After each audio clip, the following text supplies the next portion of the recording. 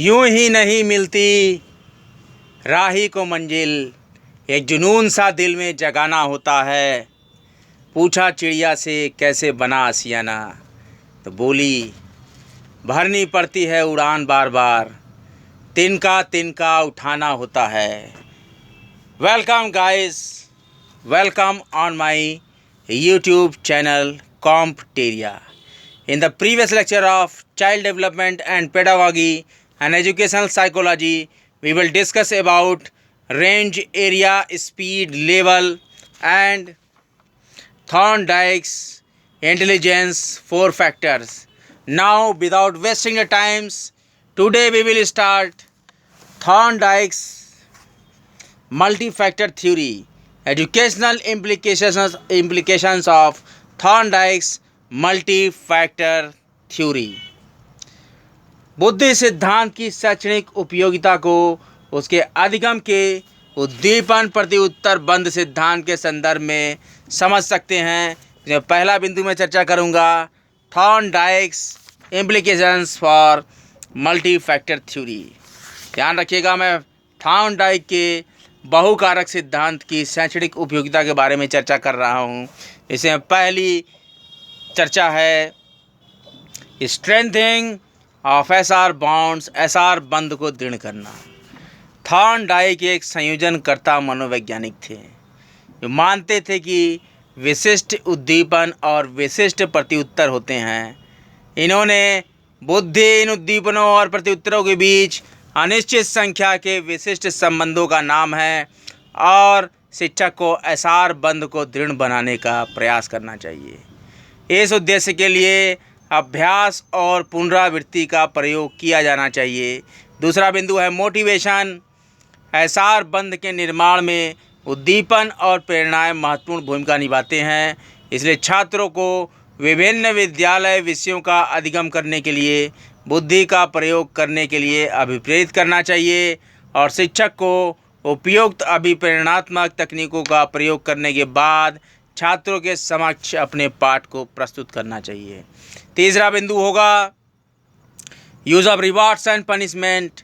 Thorndike ने कहा है कि बुद्धि में कारकों की बहुसंख्या सम्मिलित होती है। बुद्धि का प्रत्येक कारक उद्दीपन और प्रत्युत्तर के बीच संबंध का प्रतिनिधित्व करता है। पुरस्कार एसआर संबंध को मजबूत और दंड एसआर संबंध को दुर्बल बनाता है, इसलिए छात्रों का अपेक्षित व्यवहार सदैव पुरस्कार के साथ और अनैच्छिक व्यवहार दंड के साथ जुड़ा होना चाहिए। Now the fourth point, role of intelligence. इस सिद्धांत में शिक्षक को ध्यान में रखना चाहिए कि कम बुद्धिमान छात्रों को नए कार्यों के अधिगम में सदैव अधिक समय और प्रयास लगेंगे, इसलिए उसे कम बुद्धिमान छात्रों के साथ व्यवहार करते समय धैर्य और सहनशीलता रखनी चाहिए। Now the fifth point, 4 attributes of intelligence. Thorndike ने कहा है कि परिधि, स्तर, क्षेत्र और गति ये बुद्धि के 4 पक्ष हैं। इन 4 पक्षों को छात्रों के बीच विकसित किए जाने की आवश्यकता होती है। इनकी उपयोगिता के बारे में मैं चर्चा करूं तो स्तर के पहलू के अनुसार अधिगम की समस्त वस्तुओं को छात्रों के समक्ष कठिनाई के बढ़ते क्रम में प्रस्तुत करना चाहिए। दूसरा, परिधि के पक्ष के अनुसार छात्रों को अधिगम के लिए उपयुक्त अधिगम अनुभव और वातावरणीय सुविधाएं उपलब्ध करवाई जानी चाहिए। तीसरा, क्षेत्र के पहलू के अनुसार भिन्न भिन्न प्रकार की समस्याओं को छात्रों के समक्ष संबंध को एसआर मजबूत करने के संदर्भ में प्रस्तुत किया जाना चाहिए। और चौथा, गति के पक्ष के अनुसार छात्रों को समस्या निदान के लिए अधिक से अधिक अभ्यास दिए जाने चाहिए। अब इस 5वें बिंदु बुद्धि के 4 पक्ष के अंतर्गत हमने 4 पॉइंट्स को ऑब्जर्व किया। अब हम 6ठे बिंदु के बारे में चर्चा करते हैं। 3 टाइप्स ऑफ इंटेलिजेंसेस। थॉर्नडाइक ने बुद्धि को अमूर्त, मूर्त और सामाजिक के रूप में वर्गीकृत किया है। कौन कौन सी? अमूर्त, मूर्त और सामाजिक। और इनके ही अनुसार अमूर्त बुद्धि अक्षरों, शब्दों, संख्याओं और प्रतीकों के साथ संबंध में सम्मिलित होती है। मूर्त बुद्धि में मूर्त या तकनीक दशाओं के संबंध सम्मिलित होते हैं और सामाजिक बुद्धि में जीवन की सामाजिक दशाओं को सम्मिलित किया जाता है। शिक्षक को शैक्षणिक दशाओं में छात्रों के साथ संबंधित होते समय इन 3 प्रकार की बुद्धि से परिचित होना चाहिए। नाउ कौन कौन सी? अमूर्त, मूर्त और सामाजिक। अब हम डिस्कस कर लेते हैं मेजरमेंट ऑफ इंटेलिजेंस। मानवीय व्यक्तित्व के प्रमुख गुण के रूप में बुद्धि के विषय में प्लेटो के समय और उससे भी पहले बुद्धिमान लोगों ने चिंतन किया है। अब प्लेटो ने जब लोगों का 3 स्तरों में वर्गीकरण किया तो उसने ज्ञानी या बुद्धिमानों को सबसे आगे और केंद्रीय स्थिति में रखा और ज्ञान की एक सारथी के रूप में विशेषता बतलाई। इसके 2 घोड़ों के रूप में संवेग और नैतिकता को बतलाया जो अंतरात्मा की सही दिशा में ले जाते हैं। अरस्तु ने अपने योग्यताओं के वर्गीकरण में विच्छेदनात्मक या बौद्धिक योग्यता और संवेगात्मक और नैतिक योग्यता के बारे में बताया। एक व्यक्ति की बुद्धि की मात्रा के मापन में 17वीं और 18वीं सदी में फिलोसोफर्स ने अपने सिद्धांतों को अपनाया और कुछ साइकोलॉजिस्ट व्यक्ति के बुद्धि के स्तर को जानने के लिए चेहरे की अभिव्यक्ति, भावनाएं, बाह्य बनावट और शारीरिक बनावट के अध्ययन का प्रयोग करते हैं। लेवोटोर, डार्विन, लैम्बोरस और गाल्टन इसी समूह से विचारक हैं। और मनोवैज्ञानिकों ने व्यक्ति की बुद्धि का पता लगाने के लिए भावुकता, आवाज़, सिर का आकार और आकृति के आधार पर प्रयास किए। कैटल ने 1890 में प्रतिक्रियात्मक समय, इंद्रिय पक्षपात, निर्णय क्षमता और दृश्य क्रियाओं के द्वारा बुद्धि की योग्यताओं को मापने के लिए एक परीक्षण को विकसित करने का सोचा। बुद्धि को मापने का वैज्ञानिक उपागम वुंट ने प्रारंभ किया और जिसने लिपजिग में प्रथम प्रयोगशाला स्थापित की और उसने गामा तालमेल और मांसपेशी क्रिया की क्षमता को जांचने के बहुत से प्रयोग किए।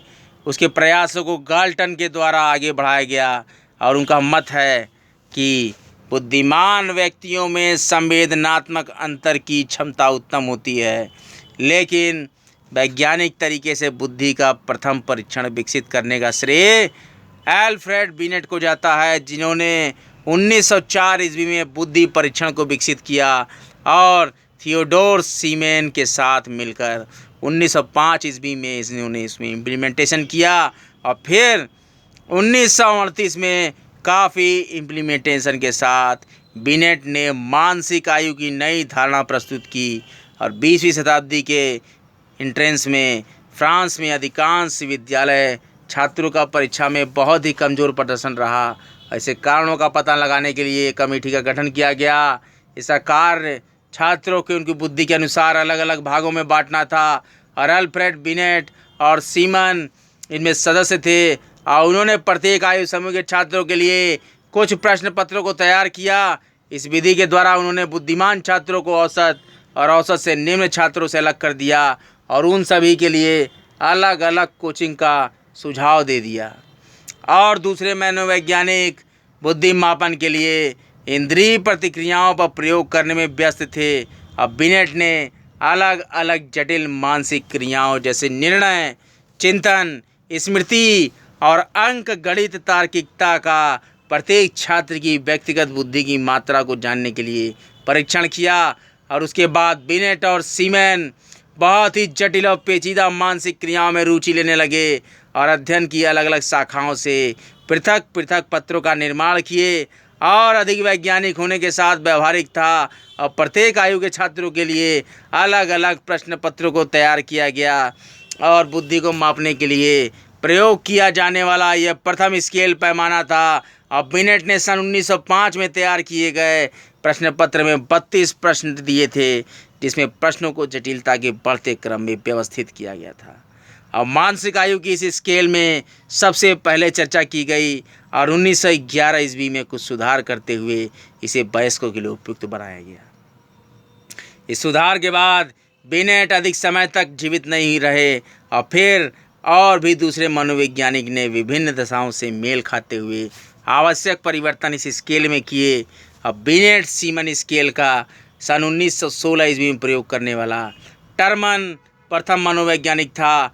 उसने इसे सही किया और प्रश्नों की संख्या 32 से बढ़ाकर 90 तक बढ़ा दी और उसने बुद्धि लब्धि पर पहला प्रयत्न किया और टर्मन और मैरिल ने 1937 में बिनेट स्केल में दोबारा इम्प्लीमेंटेशन किया और 90 से 129 प्रश्नों को सम्मिलित किया और बिनेट स्केल का सबसे सर्वाधिक महत्वपूर्ण संशोधन किया गया और बिनेट स्केल में अंतिम संशोधन सन 1960 ईस्वी में किया गया और इसी के तहत हम अब डिस्कस करते हैं verbal, non verbal and performance tastes, बुद्धि परीक्षणों का वर्गीकरण, the classification of intelligence tastes.